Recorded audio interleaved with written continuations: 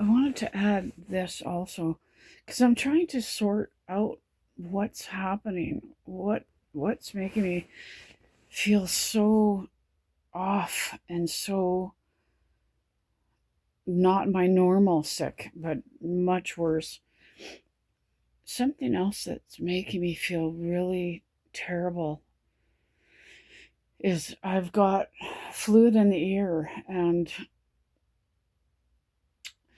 my hearing's, sometimes I can't hear to this side and fluid and it'll hurt and um,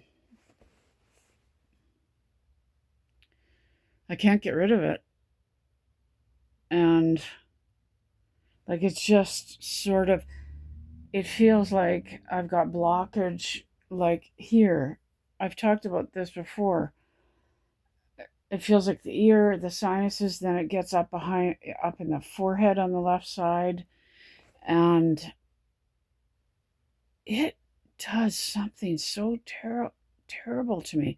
It makes me feel like I'm stoned or I've taken pills or it makes me feel so out of it. It really affects my my mood and my thinking and it makes me quiet and it makes me just want to retreat and hide like a wounded animal. When I get really, really sick, or the sicker I get, I retreat and I want to hide and I isolate. I'm already so isolated because I don't have a vehicle, because I'm so sick, because, I'm traumatized and that people aren't comfortable around that. But so I'm already totally isolated, but this makes me feel like I'm so, I could be standing in front of someone talking to them and I feel a million miles away. I feel so not dissociated, but I feel like I'm cognitively impaired or like I'm stoned or like I've taken a bunch of drugs and I haven't. I'm not on any drugs. Like, I mean, prescriptions, nothing, right? But the ear, I just wanted to add that this plugged fluid in the ear really makes me feel crazy. I don't feel normal at all. But the gallbladder and whatever's going on with that, it's like something is making me so severely beyond fatigued and dehydrated. I'm not peeing and I'm not going to the bathroom the past 2 days. So I guess if the dehydration continues tomorrow, I guess I'll have to call the doctor or go to a clinic or go to the ER. I really need blood work to see what's going on, and I need a new scan of this gallbladder. But it's not that easy. Our healthcare is crazy now, and like you go to the ER and people are in the hallway for a day or 24 hours or more on gurneys and stuff. You know, you're there for at least 12 hours unless you go in with a broken leg. And my gallbladder, I'm conscious whenever I wake up during the night or I'm awake for hours. My gallbladder hurts. I'm conscious of it. I've seen a scan. It's completely full of gallstones. Like there's no hope of saving it. Finally figured out how that happened. Why my gallbladder filled right up. In the beginning, when I was weaning off these medications, um, I had one or two gallstones, And they said, oh, don't worry about it. Lots of people have gallstones and they don't even know about it. The gallstones were not bothering me. And then I was getting hit with such severe neuropathy, nerve pain, nerve damage, severe nerve damage, and pain and falling down and tongue paralysis and just throat closing during the day. Like people don't understand. You can have nerve damage so bad that you don't survive, you know? But anyways, the pain was just unbearable, just excruciating. Like I could not live with it anymore. Nothing helped the pain. And to stop the pain, I rapidly changed my diet to reduce the pain. And it helped. It really reduced the pain enough for me to survive. But what I didn't know, and also with the MCAS exploded and I was reacting to everything I ate. So I rapidly changed my diet, and also I was only eating about once a day for a year or two, and I rapidly lost weight. I lost like 30 or 40 pounds really quickly. And that's why I knew the gallbladder filled up with stones because of these medication withdrawals or the medication injury, but I couldn't figure out how. That's how.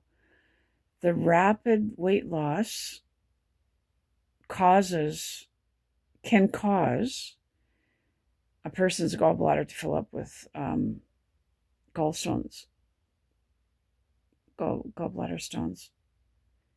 And that's what's happening to some of these people on Ozempic and these other, what are they, GLP-1s or something? From rapid weight loss.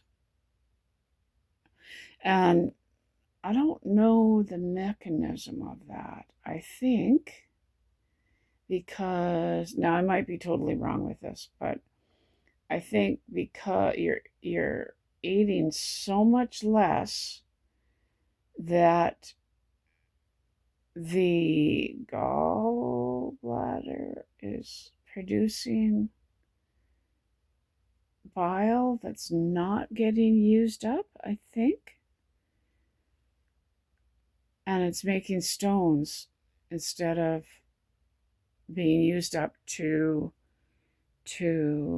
digest your food. I might be wrong. I might have made that up. But I think that's what happens.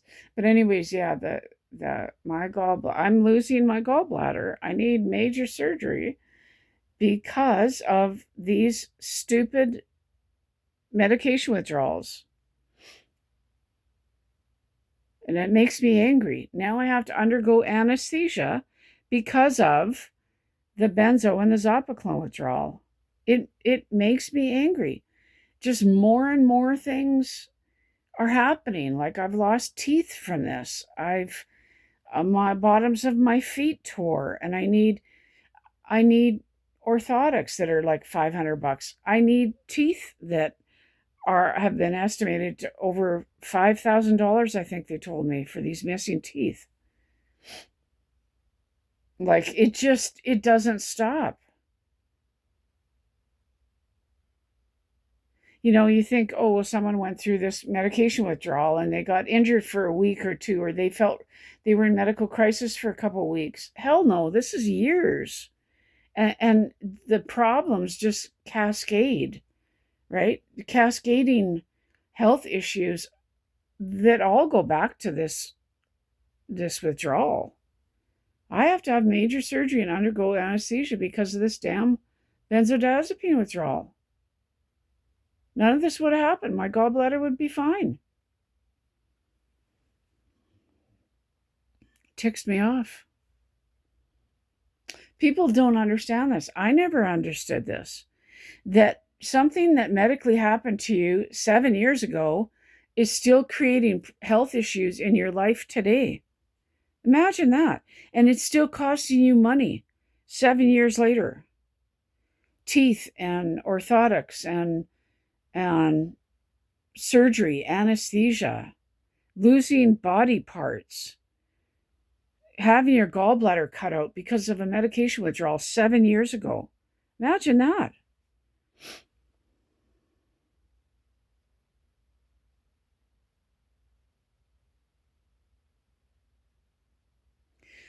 Yeah, it's hard to believe. Okay, well, I was in Zopiclone withdrawal when I found out about the gallbladder. And I've been off the Zopiclone now for 5 years. I wonder when that first scan was done. I'd have to check. I remember who my doctor was at that time. And I was having gallbladder attacks and they couldn't diagnose it.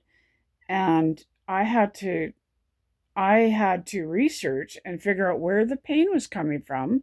And I said, it's got to be, kept on making appointments. And I said, it's got to be the gallbladder. Let's x-ray the gallbladder or do a CT scan. I had to do this. Well, so sick. I resent that I had to, I had to be in charge. I had to figure these things out. And sure enough, yep, the gallbladder's right full up like a little sack of marbles, full right to the top. I saw the photos. I saw the CT scans. I asked to see them. I asked the radiologist, can I see? And they're all just like nonchalant. Oh, yeah, just go get it cut out. Why haven't you gotten it cut out? Just go get it cut out. Like as if it's nothing. Like, some people are not well enough for surgery. And I became not well enough because of, these medication withdrawals. Crazy how, years later, you're still paying for a medication that you weaned off of to become healthier. And 7 years later, you're still so ill and having medical issues, and it's costing you money and body parts, and it's so crazy, isn't it? My breathing isn't normal. Autonomic. I think autonomic damage, autonomic nervous system damage. I don't know.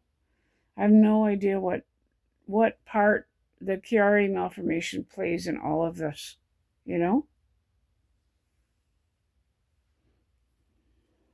like with the breathing and stuff.